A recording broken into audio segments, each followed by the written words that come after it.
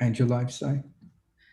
Hello, everybody, and welcome to episode 91 of Bank to the Future Live. Today, we have an all-star panel lineup of a team that we have assembled in order to work on Bitcoin and crypto-centered retirement plans. So today, we're going to be helping everyone understand the background, the structure, and how to actually build a Bitcoin and crypto-centered retirement plan using our soon to be launched and newly launched Retirement Plan B Portfolio Builder product.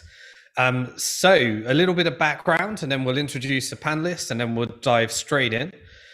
Firstly, if you want to get any of your questions answered today, then we're having a Slido board, sli.do, and we'll pull up a screen share shortly where you can see some of the questions that we got. You can scan that QR code, and we'll be taking questions once we've got through the main topic with the panel, where we can get your questions answered. So you can scan that QR code, or you can head over to sli.do, enter in the box hashtag BF91, and that will take you over to this Slido board, and I'm sure we're sharing the links and all sorts in the description. And so today the topic, as we said, is Bitcoin and crypto-centered retirement plans, and the specific structure that everyone on this panel has had their involvement in putting together their little piece of financial innovation that we've now finally been able to plug all together. And so when we sent out the email and the introduction to this, we talked about that we've been working on this product for over a year now, but really it's been a decade in the making since Bitcoin launched, and all the innovation that's happened since then, and really what was happening before Bitcoin as well, finally has all come together. And so we've got some of the pioneers in our industry that are on this panel right now. So I'm just going to give a quick intro to everybody and our involvement, and then we'll do a bit of a backstory, and everyone can share their part in this piece as well. So we got Adam Vaziri here. So Adam is a board advisor at Bnk To The Future. He's also the first crypto and Bitcoin specific lawyer that I ever met. Way back in, I think, 2012, we first started working together on Bitcoin and crypto legal work. And Adam has had an instrumental role in the structuring of putting together this product as well. We got Vincent Chok here as well. And Vincent is the CEO and co-founder of First Digital Trust. And First Digital Trust have been putting together, working on custody and trust as a regulated company, trust and custodian company. They put together very, First Digital and crypto specific trust structures. So they were an obvious choice for us when we were looking for a partner. And needs no introduction, Alex Mashinsky, who's the CEO and co-founder of Celsius.Network. Celsius were one of the most popular funding rounds on Bank to the Future when they offered their equity to our community and their community, and really a pioneer and innovator in the space of collateralized lending and yield in the crypto space that has now become a multi-billion-dollar industry. And Alex has been working on that right from the beginning of the yielding and collateralizations side of the industry. And obviously myself at Bank to the Future, we're the world's first crypto securities business.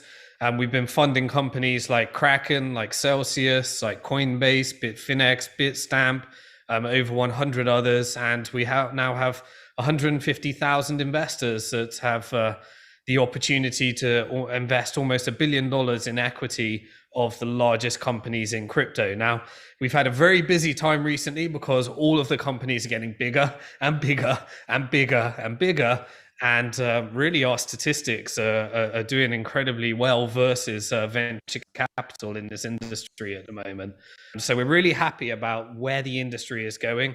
And we were almost happy for a little bit of a breather. Crypto gave us a bit of a breather. Looking forward to a correction in the market just to try and catch up with ourselves.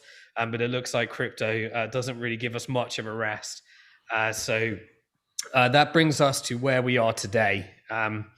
So the backstory, before I introduce the panelists and they can share their piece in terms of the innovation that they've been bringing to market and working, is we started to analyze, particularly when this pandemic broke out, what was the best service that we could bring to the market? What is it that our investors needed? And having analyzed over 150,000 investors over the last decade, and also having worked with many of the companies that have built companies, now they're many of them billionaires, most of them multi-millionaires, from investing in this industry or building a business in this industry, we were looking at what is the similarities and what do they have in common. And so when we sent the email out today, we talked about the 7 things that we've seen as a common factor in those that have become really crypto wealthy. The first thing is that they do things really simply. There's a tendency to want to get overcomplicated in crypto because the innovation is so great. But the first thing is that they all hodled Bitcoin and they didn't get too distracted with that. The second thing in common is that they all had exposure, simple exposure to the growth of DeFi, NFTs and everything just by hodling ETH. And so, if those industries were all built on ETH and in Ether, then just hodling Ether was the second thing that they all had in common. The third was that they have recently started to explore some of the yield opportunities so that they can have compounding. They're not taking all of their wealth or all of their Bitcoin and putting it in, but they're taking a percentage of it and exploring the compounding effects that they can have to try and get more Bitcoin, more ETH with that, and taking a percentage on that. The next is that they either started a business or they invested in companies and they own a portfolio of shares in the companies that are building this industry. The next thing is that they focused on how to put together their own asset protection structure.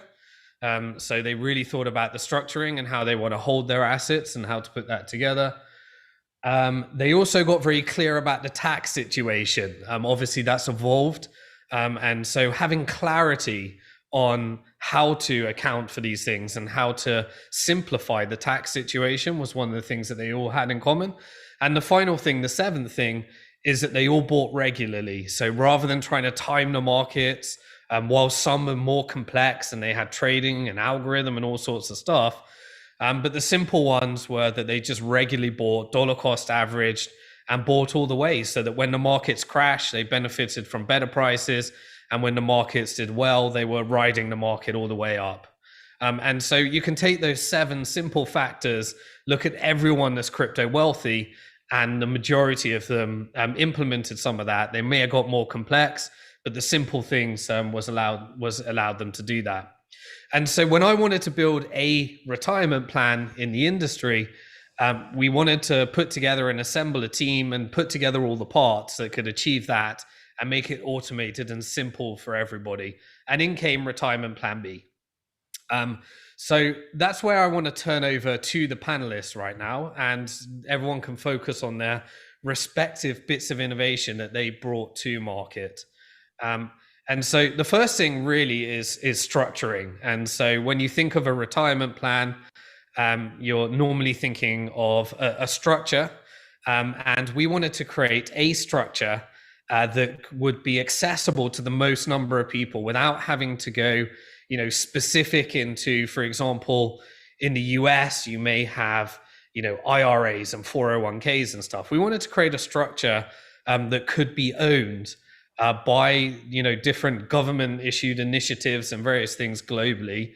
And so we really wanted to start with the foundational, how could we build a structure that really simplifies, meets the goals, can hold those crypto assets, can generate yield, can also have an asset protection structure, and can simplify the area of understanding the treatment of tax in a very, very complex area where lots of governments around the world are looking to get their piece and collect tax on it.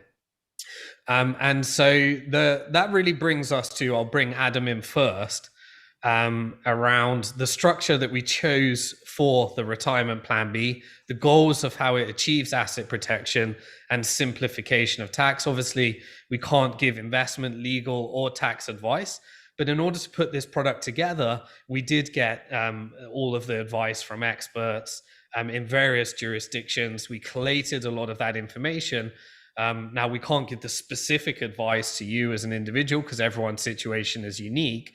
But we designed it with that in mind. So maybe, Adam, you could give a bit of an intro into some of the design choices, the structuring, and so helping people understand how we can build this crypto-centered retirement plan. Yeah, definitely. Great to be here, and great to share this this product with everyone today, and to give you guys more details about what's happening.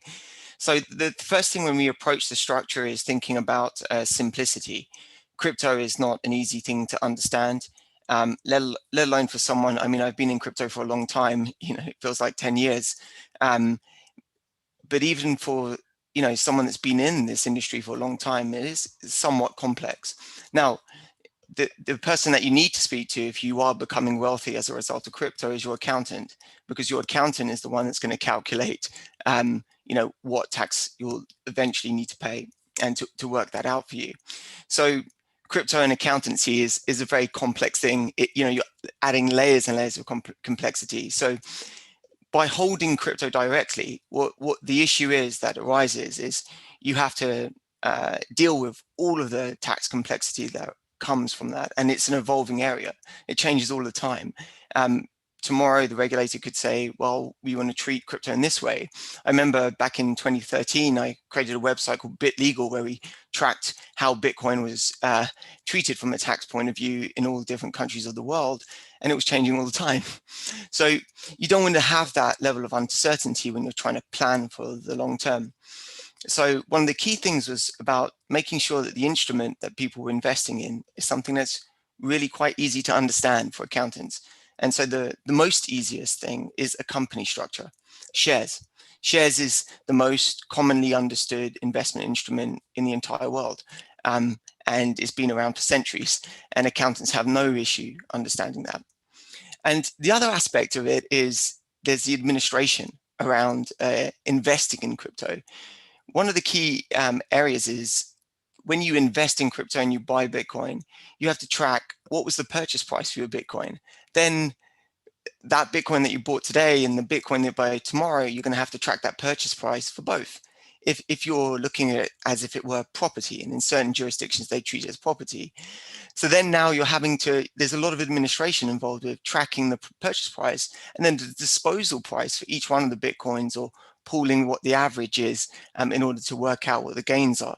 It's highly complex, and that administrative complexity doesn't really give you much comfort if you're trying to plan for the long term. Because imagine at the point that you cash out, you have to go backdate like 20 years of investment and try and work out the prices at that time. It's not feasible. So a share simplifies things. Secondly, the share structure is such that you only ever buying one price of share.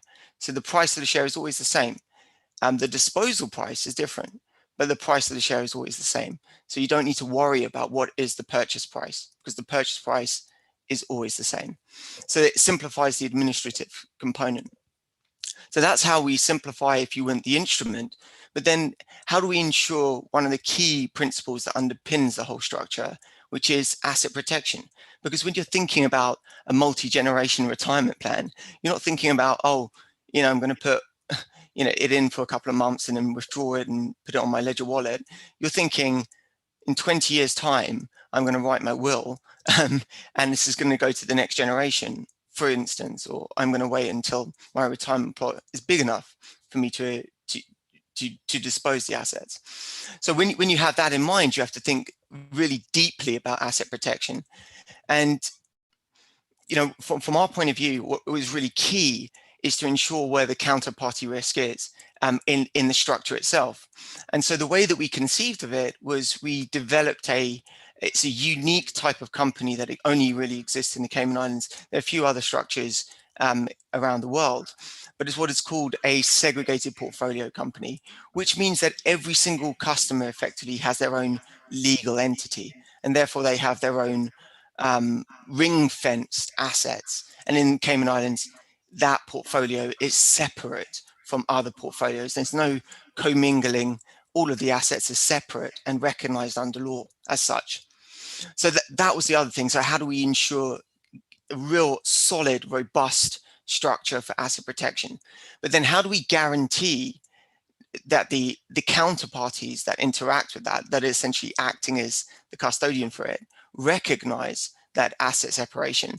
And so rather than looking at banks to work with, we were looking at trust companies to work with, trust companies that have a fiduciary duty to protect the assets of the person. And so that's where, we brought in First Digital Trust, because they are a trust company, and because their concern is the integrity of those assets and acting in the best interest of the person who is holding that segregated portfolio. So there are many elements that came into play in how to construct this product, but underpinning it are two simple principles: simplicity over a long period of investment, and also asset protection. Those are the real two key fundamental characteristics in how we conceive of the structure. And then from there, it's to ensure that it is sound from when we talk about a legal structuring point of view. We're talking about not only the Cayman Islands where it is incorporated, but we're talking about in other jurisdictions where people are the owners of each of these segregated portfolios. So we have to have an outward look on how this structure will be perceived. And from that, we spent nearly a year now researching key jurisdictions to determine how this structure would be perceived, not only from a legal point of view, but from an asset protection point of view, but also from, of course, a tax point of view. And we wanted to ensure that it was like this simplicity, that it would carry across these key jurisdictions, that it wouldn't meet across certain extreme complexity in certain jurisdictions where people may be based. And the resounding voice that came back from that research was, this has been a good exercise, and our assumptions, at least in the beginning, were validated. So it's been a long exercise of research to conceive of something that could endure for multi-generations in crypto, ensure simplicity for people that are coming into the structure for the first time, but also give them the comfort that they have something that's secure, that there's asset protection behind it, and that there are people there acting in their best interests. So that's the underpinning principles behind it. Okay, thanks a lot for that, Adam. So I think we're going to move to the next part of it. So in summary, we wanted a structure whereby people can subscribe to shares, something that's really understood by accountants, and achieves the asset protection structure. We'll get over to Vincent, who can help us understand a bit more about trust structures with digital assets. But then the investment thesis. So, one of the really important parts of any retirement plan, if you're in the traditional markets, you have equity and you have debt, and you have growth, and then you have income. And so the next important part to us was, how do you achieve yield, and how do you achieve that in the crypto space? Now, fortunately, in steps Alex, and Alex has been innovating in this space for many, many years around how can you take your crypto assets and how can you receive yield on that. So Alex, maybe you could share a bit of your background around how you conceived of this product, what it was like in the early days trying to help people achieve yield on their crypto, and the growth story and where it is now, where Celsius is this multi-billion dollar company that turned out to be one of the most popular companies that ever sold equity on Bnk To The Future. Yeah, thanks, Simon, and thanks for having me back. So this story actually starts in 2008 when effectively when Satoshi was working on the white paper, and I was involved with the financial markets. I was actually shorting the housing market, kind of expecting something really bad to happen there.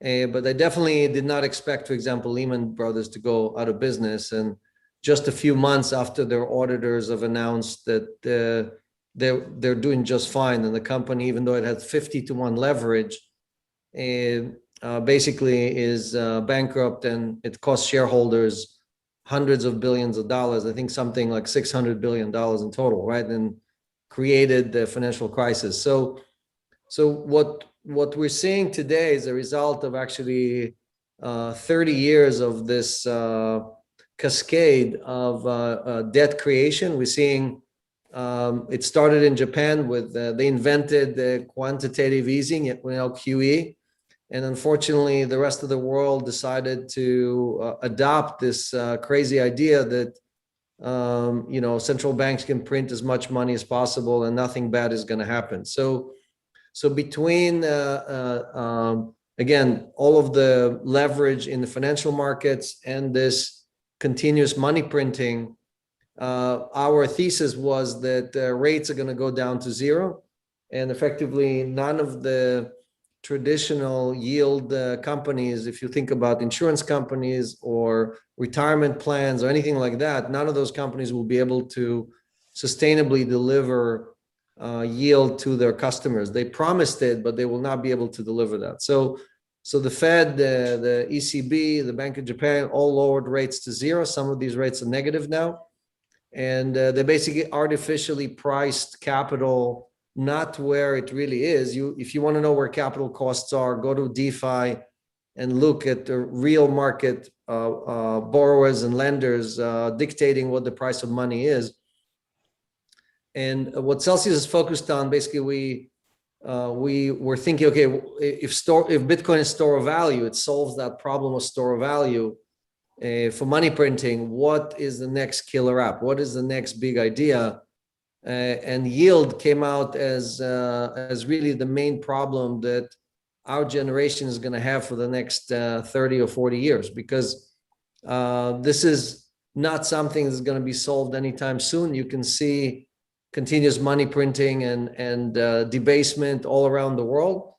And what we realized is that if we build infrastructure on a platform that is decoupled from fiat currencies, from Bitcoin or Ethereum, from dollars or yen or euros, and put it on Bitcoin and Ethereum, we can continuously deliver yield that cannot be achieved anywhere else. So we launched a company in 2016. We launched a product. We launched an ICO in 2017. We launched a product in 2018. And today we have just over 1 million customers and over $15 billion under management. So these are coins that the community has given us. We use that capacity to effectively lend out to institutions, to exchanges. We're one of the largest players on the DeFi front as well. We also do margin borrows. So we do retail lending, only asset-backed lending. We don't do uncollateralized lending. And we also have a mining operation where we basically mint Bitcoin by investing and creating Bitcoin, because we have to pay our customers in Bitcoin. So those are 5 sources of yield that we use to create income for our customers. And it's a very sustainable source of yield. We have 42 different assets that we support, and we pay anywhere from 4.5% all the way to 17%, depending on which asset we're talking about. But the stable coins, for example, right now are 8.8%, Bitcoin 6.2%, and Ethereum is 5.5%. Okay, thanks for that, Alex. Help people understand. So I think this really segues into Vincent's part as well on the trust bank structure. So normally when you deposit your money with a bank, you expect some kind of interest. I don't think people think about it, but in the background, they're obviously taking risk with that money. And so what's actually happening behind the rails at Celsius? You mentioned that it's collateralized lending versus, analyzing a credit score and someone's ability to repay. Help people understand the difference there, and how is this yield achieved, and is it what's the likelihood that someone doesn't repay this if it's collateralized?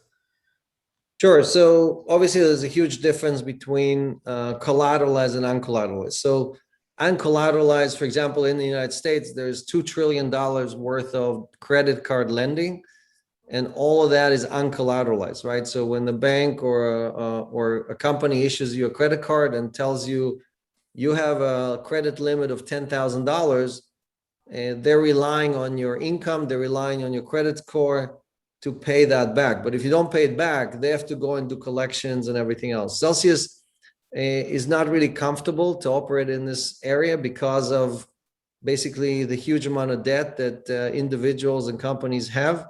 So we only do asset-backed lending, meaning you give us digital assets and we will lend up to 50 cents on the dollar. If you gave us $10,000 worth of Bitcoin, we will lend you $5,000. And the reason you want to borrow it is because you probably don't want to sell your Bitcoin and pay taxes. You want to defer that tax as much as you can. And here you can borrow, for example, right now we're lending 25% LTV. If you take $2,500 against that $10,000, you'll pay 1% a year. So the cost of borrowing is very, very low. And that's what the richest people in the world do. They borrow against their Google stock. They borrow against their Tesla stock. They borrow against their real estate, because if they have to sell those assets, they have to basically recognize all that appreciation. Yes, that's a really important distinction here. This isn't people borrowing because they don't have enough to meet their expenses. This isn't borrowing for consumption. This is borrowing because people already have assets and they don't want to sell those assets. And therefore, in order to not sell those assets, they're borrowing against them. But if the price, say Bitcoin crashes significantly, which Bitcoin does, so we've had an over 50% crash recently, do you end up doing margin calls? Like, how safe are that, and what happens there? Yeah, so we in the history of the company, again, the million customers, we had, I think, 102 liquidations, meaning people that decided, you know what, I'm not going to give you more collateral. I cannot repay the loan, or I don't want to repay the loan. So obviously it's a negligible number compared to the amount of customers we have. And the loss factor for credit cards is anywhere between, for banks who issue credit card, is anywhere between 5 and 6% these days.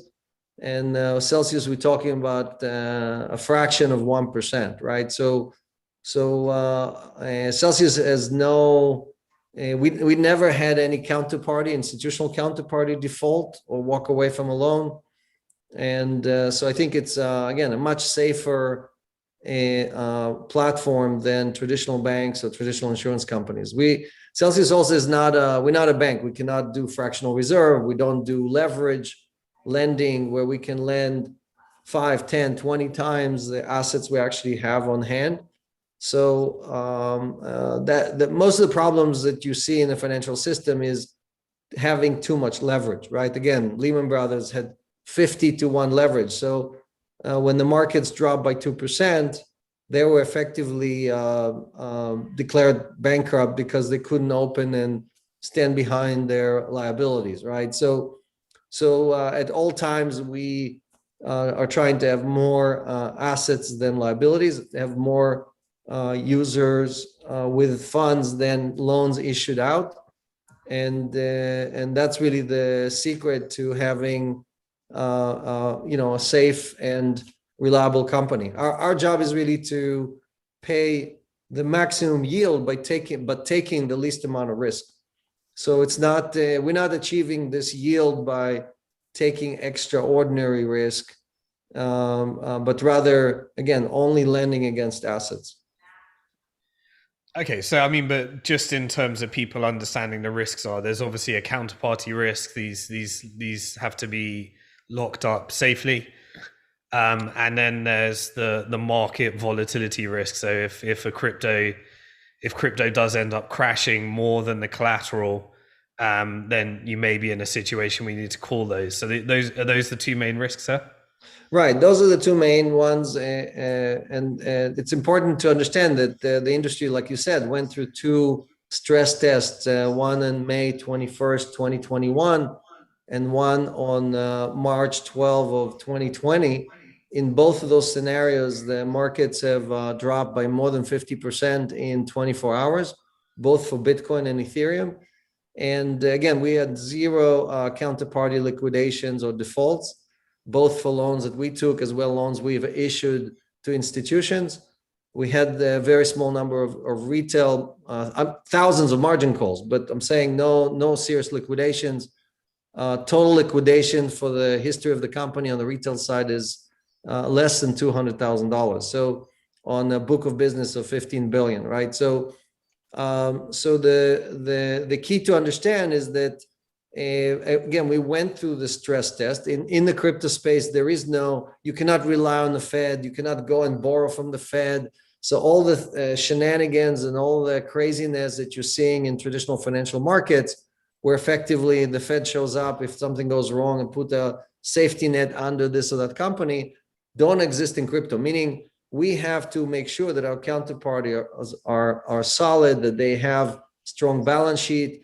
And that's one of the main reasons we do not lend to small hedge funds or individuals or anything. We don't lend coins to risky counterparties. So having gone through two stress tests, actually May of 2021 was our best month in ever, the highest both revenues and net income month in the history of the company. So not just that we navigated it, but we also obviously all of our liabilities and everything else worked just as needed. So I'm very confident that we will continue to perform this way. And again, as a user, I have personally over $300 million of my own money in Celsius as a user of the platform, not as an equity investor. So I earn the same yield that all of the other people on the bus earn in percentage terms, right? So obviously when we think about taking risk, I'm thinking about it as a user of the platform, not necessarily as a CEO of the company. Excuse me. All right, now let's move over to Vincent's part of the equation then. And as Adam mentioned in the structuring, getting the legal structure was right, getting the structure that can actually work on a global scale, but also working with a trust company rather than a bank and a custodian that is actually purpose-built and set up for digital assets. So Vincent, your background really before you ran a crypto, digital asset trust and custodian was a traditional trust and custodian. So you're very used to working around retirement plans for traditional assets. Help everyone understand just a little bit about the importance of a trust structure, asset protection structure, why retirement plans use these types of structures as opposed to the difference between when you're working, holding funds or assets with a bank or something. Hey, thanks, Simon. So, yeah, we've been working, in traditional retirement plans in the past. I think everybody here plays a very important role to a retirement plan. And in this case, of course, with Bnk To The Future as sort of the creator of the plan, Celsius as the investment that creates the strategy for us as the custodian. And our role is basically we're title holders.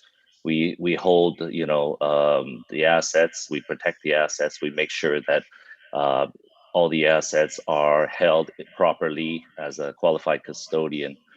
But there's really three areas that we need to make sure that a plan is functioning properly. We have to make sure that it's properly regulated. And we have to look at the reporting obligations of the members. We have to look at the taxation, as Adam discussed earlier.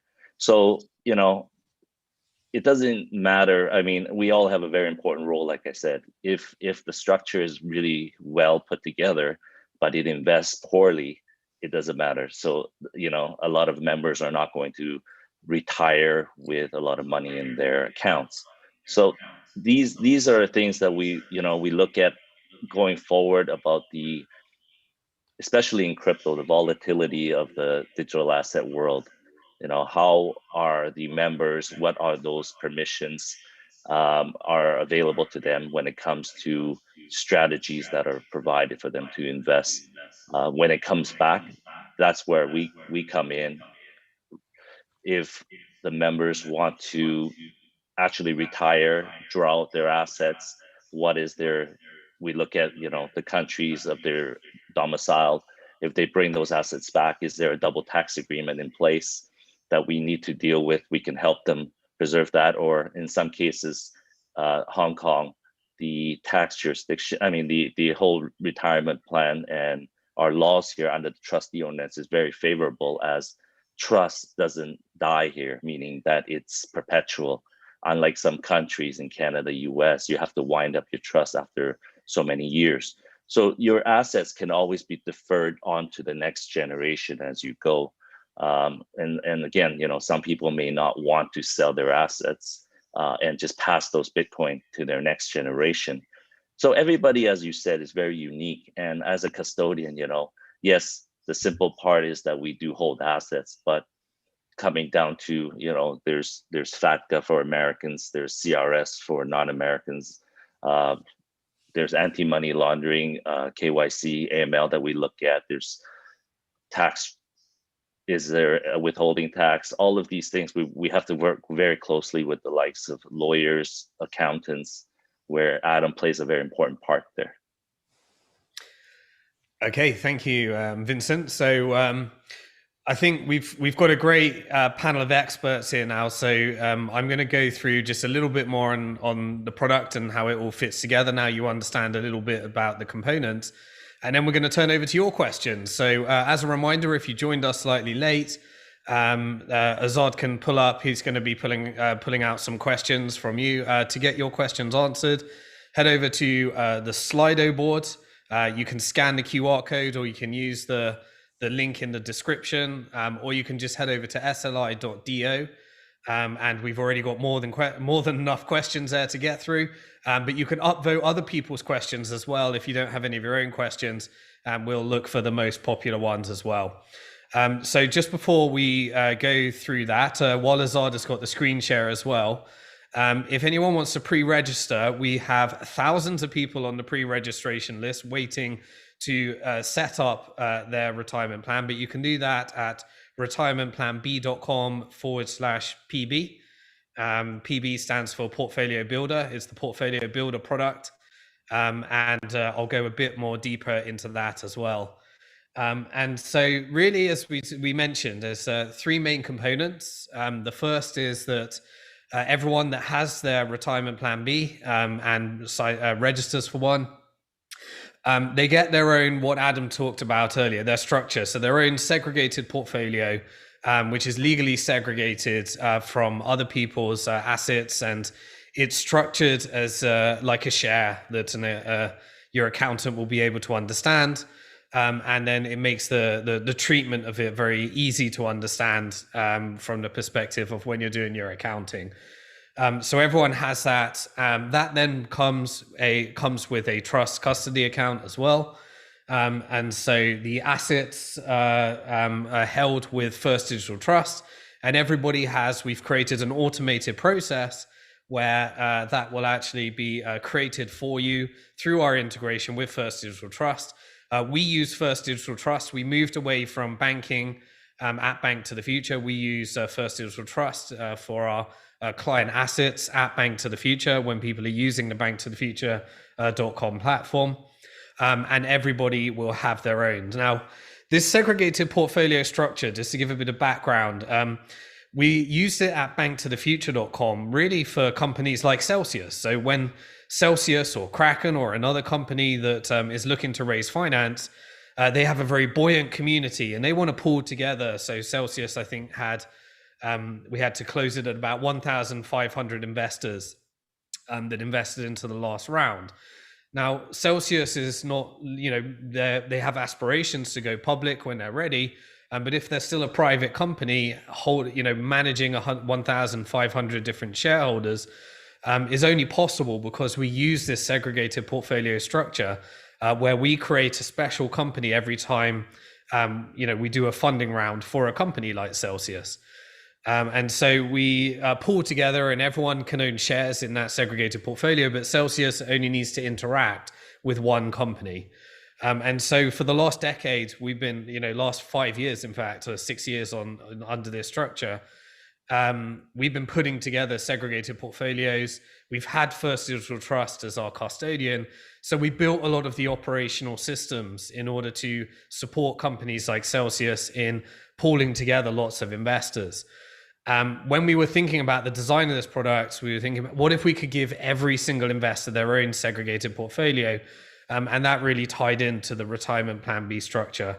And then because we already had that integration with First Digital Trust, we could give everyone their own custody account. Now think about it, when a wealthy person, as Alex talked about, he built Celsius so that he could earn yield on his crypto assets. When I wanted to set up my own retirement plan, I wanted the same structure and the same rigor that we've been gone through here, because it's what I'm doing for my personal retirement plan and our family generational intergenerational retirement plans as well. And so all we needed to do was really extend that a little bit further, where the custody structure could be integrated with Celsius. And we were approved as one of their first API partners to be able to get access to that API. And then we plugged these services together to be able to launch a retirement plan B structure. So the final part of that was giving people the strategies where they could pick their own strategies of how they wanted their retirement plan to work. And so we came up with 8 different strategy mixes. You can pick a different one based upon, your appetite for risk, how you want to diversify. And we've put together a brochure with all these. But the idea was that when you subscribe, when you open a retirement plan, those funds are subscribing to shares, and all those funds are deployed in line with a contract that you sign. You might say, well, I would like 40% of my money to just invest and hold all Bitcoin. I'd like 20% to invest in Ether and lend it through the Celsius platform under the custody and in the name of the segregated portfolio, and receive yield and have some kind of compounding effect. You then might say, I'd like 20% to be in stable coins and receive stablecoin yield. So when a bear market hits, there's some level of stability in that with that strategy. And the rest of it, I might want to put into an account on Bnk To The Future, where I can invest it into companies like Celsius, into companies like Kraken, on both our primary and secondary markets. So now, through these segregated portfolios, all of our investors can have one. They can set up a retirement plan. It can receive a compounding effect. They can hodl, and they can build a portfolio in equity in the industry. So you set the strategy. And we wanted to do it in a dollar cost averaging way. So you might say, well, here's my initial sum, but I'd like to contribute every single month. And every time you contribute, it automatically follows the strategy that you set for yourself. So it automatically invests into Bitcoin, invests into Ether, lends some Bitcoin, lends to Ether, and puts some money into an equity portfolio to buy shares in crypto and Bitcoin companies. Now, at Bnk To The Future, we spent the last decade accumulating positions in all of the largest companies in crypto. So we have lots of investors that may want to sell some of their shares. We have new primary offerings where new companies want to sell their shares. And so we're in a unique position to be able to put some of those into the structure so that you can have complete exposure to the growth of the Bitcoin and crypto industry in a way that no other company can offer, by having this partnership with First Digital Trust, with Bnk To The Future, and with Celsius, who have all in their fields been really, really innovating and putting together structures in these different areas: debt, equity, trust structures, and really building something that can exist outside the bank, dollar cost averages. And so that's what we're really excited about bringing to market. So that's how the structure works. And so now I think, Azad, it's probably time to take some of the questions from the audience, and we'll try and direct it to the person that's most appropriate to answer that on this esteemed panel. So how are we doing for time? Okay, we've got about another 15, 20 minutes of questions we can take there. So Azad, do you want to pull those out? We'll try and do quick answers here.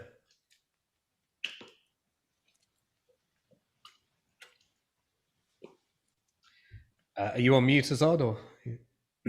Oops, sorry. Yes, I was on mute. Okay, first question is from Drew. Can a non-accredited US investor use this?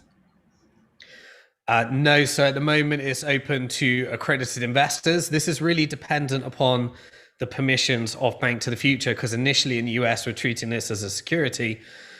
We are making additional license applications at the moment, but at the moment US, when it is open to the US, it will be accredited investors initially.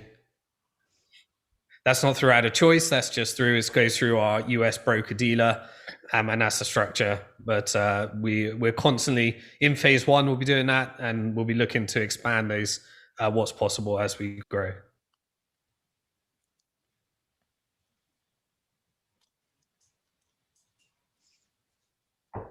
Question from Anonymous. With regard to the special company you referred to in episode 90 that is set up as part of RPB portfolio builder process, is this special company classed as a special purpose vehicle, special purpose entity? Adam, do you want to take that one? Yeah, sure. So it's a segregated portfolio company. That is the type of entity. It is an umbrella structure in effect, and under which we create segregated portfolios.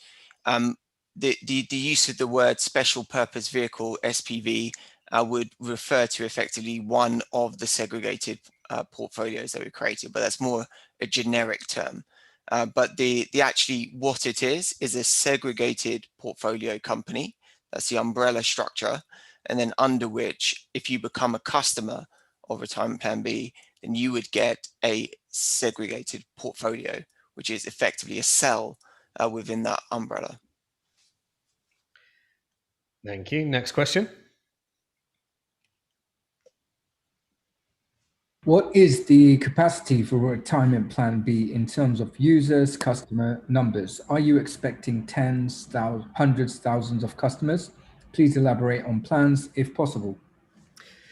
Yeah, so the first customer was myself. I was the first customer of Bank to the Future, and I'm the first customer of Retirement Plan B. And we've invited 10 people that completed our Retirement Plan B online coaching program. And then we'll be inviting 100. And we built this to scale, but we're inviting bit by bit. We've currently got, I think, about over 5,000 people that have registered on the /PB page. And we've had over 20,000 people. And at Bank to the Future, we have 150,000. And Celsius has over 1 million customers receiving yield there as well. So we're going slowly because we're trying to scale our team to cater for all the demand and growth, and we don't want to offer this beyond our capacity at the moment. So at the moment, we've built the structure so that it can scale, and now the demand has been so high, we're making sure that we're scaling enough team members to be able to cater for some of the support so we can deliver a good experience for people. That's the bottleneck that we're going through at the moment.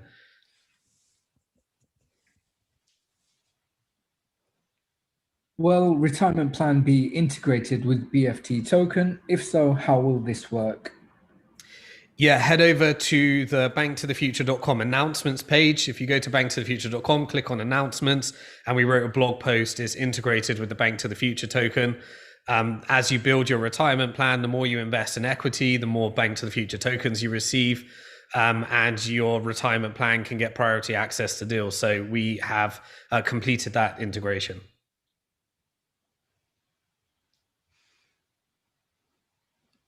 Next question. Adam briefly touched on ensuring the segregated portfolio company structure incorporated in the Caymans would be perceived correctly in other jurisdictions. How was this structure validated in the other jurisdictions? Sure. What was directed to me. The exercise was, of course, getting legal opinions about what this segregated portfolio company would be according to those local laws, because Cayman, of course, we have a legal opinion in relation to that, the structure and what we intend to do within Cayman. But as I said, we looked at the other jurisdictions at the same time. And in that exercise, we looked, getting legal written opinions about what a segregated portfolio company is from the point of view of that jurisdiction's law. So what is it first? Understanding that, but also when you say what is it, how would it be treated from a tax point of view, also from simply a regulatory point of view. And that's why, as I mentioned before, we wanted to ensure that the simplicity that underpins the structure, that it would be validated as we went to each of those jurisdictions. And it seems, based on the research that we've done, which is fairly extensive, that it's achieved that degree of simplicity. So people can know, okay, it's recognized as a share. People are investing in shares, been doing so for centuries. And it's a fixed price share. So therefore, your gain is only calculated at the time that you cash out, and the gain is only the difference between the fixed price and what the price is at the point that you cash out. The second point is, in terms of the treatment from a tax point of view, is the question about whether it is deferred or not. Of course, we're not your tax advisors. We can't give you that direct tax advice, but certainly the structure from the feedback that we received, it would not be subject to income tax whilst it's inside the structure, but it would only be at the point that you decide to cash out from the structure. So we wanted to obviously validate that principle, because the structure is based on this notion of compounding over a period of time. And so when we talk about going out there and validating each jurisdiction, we're not looking at it from just purely one particular angle. We're looking at trying to look holistically and comprehensively at this to see whether those simple principles that we use to create the structure in the first place can be validated.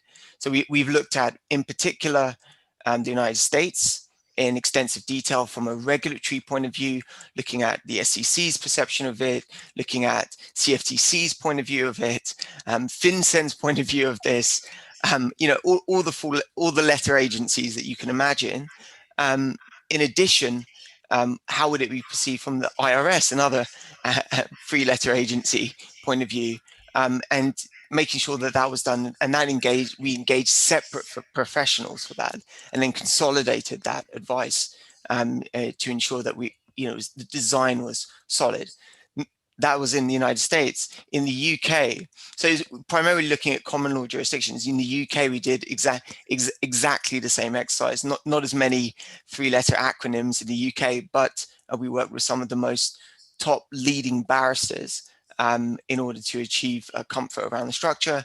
And we also looked at another common law jurisdiction, Australia, as to how it would be perceived. And that's like the basis. We're using common laws to start with, and then we start to look at other jurisdictions as the demand comes in for the structure. I just want to go back one step. We are not designing this as a niche product. This has an ultimate design as a mass product. And the reason for that is because the segregated portfolio company structure is scalable horizontally. You could have 1 million segregated portfolios, you could have 10 million, you could have 100 million segregated portfolios. It doesn't matter how many you have. And so, of course, when we conceive of this, it has to be simple and provide asset protection, but it also has to be scalable, because when you achieve the scalability, then you can create some of the great benefits that come from that, which is, although we may have like 1 million people, we are only in effect doing one transaction per month, which is to purchase, some stable coins, and then one transaction to purchase some Bitcoin, one transaction to buy some Ether, for the whole of the segregated portfolio company. And of course, that creates efficiency, and that efficiency is passed on within the structure. It's kind of the same idea, I guess, is when, if you were to try and rebuild the Vanguard index fund, if you were trying to build that from scratch, we were trying to do the same in relation to a crypto retirement plan.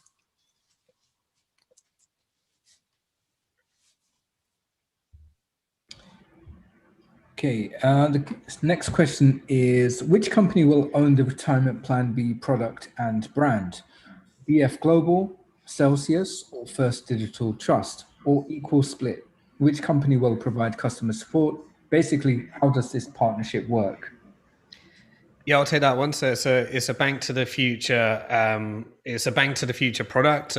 We have the registrations one needs in order to offer this product, because it involves securities, it involves virtual assets that our regulator calls them.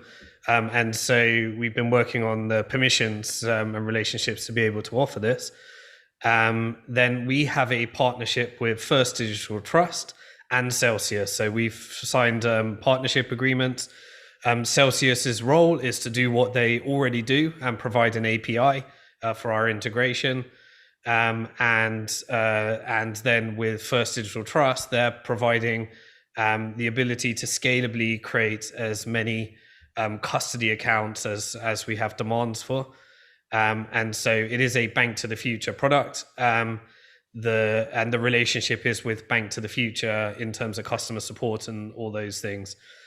First Digital Trust, meeting their requirements in terms of reporting and all the requirements they have, and then providing statements for us as well to pass on to our customers for those custody accounts. And yeah, Celsius are doing what Celsius does best at the moment.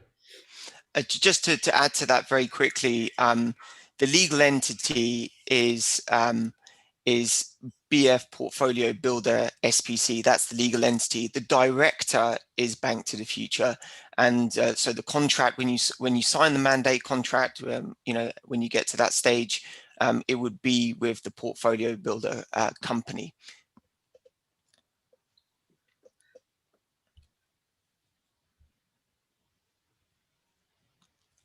Okay, what happens if the holding company fails? Is it possible for it to fail? I can take that. As I said, simplicity and asset protection, the two principles. Asset protection probably comes, at the forefront of everything. The key point here is, in the segregated portfolio world, you have your own segregated portfolio, which is separate from others.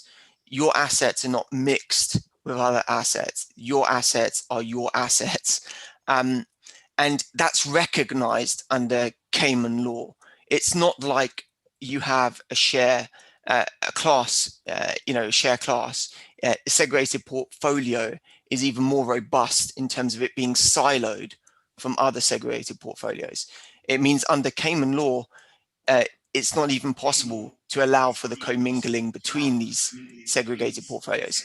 Now, in the event, how do you make that even more robust, which is like bulletproof? You ensure that the custodian recognizes that the segregated portfolio itself has an account with the custodian. And the reason for that, and to make it explicit, is that in the event of a liquidation, say segregated portfolio company, which is not a trading company, it's not, engaging in trading activities per se, it is holding these assets, the portfolio companies. In the event, let's say, of a liquidation, the liquidator would come to the segregated portfolio company and would investigate what is the situation, and it would see that there are, for each one of these segregated portfolios, there are separate assets, and then would have to look at each silo of assets. And then when it'll say, who is the custodian, it'll say, oh, First Digital. And then First Digital will say, well, each of these silos has its own account with First Digital. And so from the point of view of a liquidator, everything would be very clear to them and very explicit. There will be no muddying of lines, extremely clear delineation between one portfolio to the other. And it's that explicitness and being very clear about that that ensures the asset protection over the long term. so that there's, one of the key areas of risk is always that it's not quite clear where your assets end and someone else's assets begin in relation to general financial institutions. But in this, there's an absolute clarity. And that's really one of the key drivers. You would say that we took our time in developing the structure. It's to achieve that, so that you have this explicit clarity surrounding the protection of those assets. Now, you may say these things may happen, and yes, another question to ask is, what happens if Bank to the Future fails? Bank to the Future is a director of the segregated portfolio company. Well, the segregated portfolio company would appoint a new director and life would move on. But, not to think about disasters, but to plan for the worst and build up from there. So we've anticipated a lot of these fundamental questions. And Vincent, maybe you want to talk a bit about, as a custodian, what types of, with your regulator, what types of disaster recovery contingencies. And the reason we wanted to work with First Digital Trust is because they're digital first, and they set up the ability to have these multiple ledgers for every single segregated portfolio, and they built their systems to be able to do that so that they're all fully segregated on their ledgers. Maybe you could speak a bit about what types of things you have to have in place there. Yeah, for a trust company in Hong Kong, our trustee ordinance really requires us to segregate our assets for our individual clients. And of course, this is held off balance sheet, not on our own operating balance sheet, but on our client's balance sheet. So if anything ever happens to First Digital as the operating company, the government of Hong Kong will appoint a new custodian to oversee those clients' assets. So that's very important feature. Of course, people like to know, and that question is always popping up. Well, what happens to my asset if the trustee is no longer operational? So if we're insolvent, then the courts of Hong Kong will appoint a new custodian trustee to monitor the assets. Great. Okay, I think we've got time. Well, we could probably take one more question. If we got anything Celsius related, we could finish off with Alex, or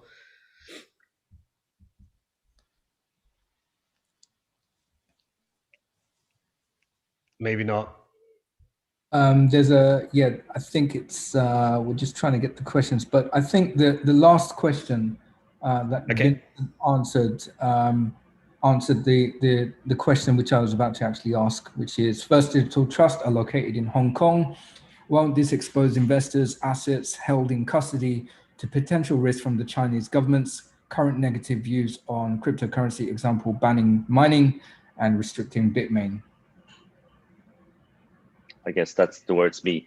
Well, Hong Kong, of course, we hear a lot about one country, two system.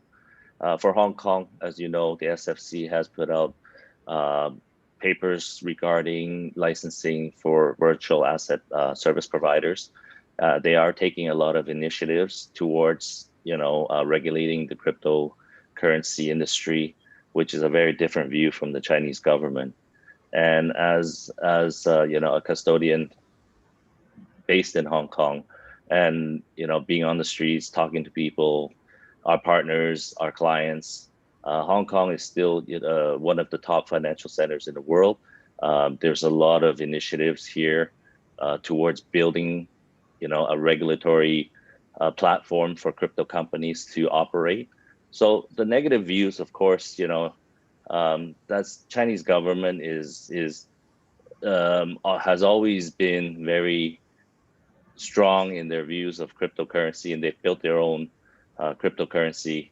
But as far as mining and restricting other companies, that's very ring fenced within China, and Hong Kong, it's operating in its own sort of regulatory platform.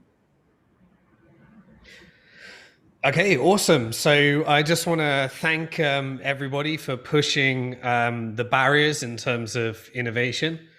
None of this would have been possible without everybody innovating in their respective fields, in the trust side, in the yield side, and in the structuring side. So that's going to do it for this episode of Bank to the Future Live, episode 91. And remember, if you would like to join the waiting list, then head over to retirementplanb.com/PB, and we'll be in touch as soon as we get through some of that waiting list. So thanks, everybody, and we'll see you in the next episode. Bye, everybody.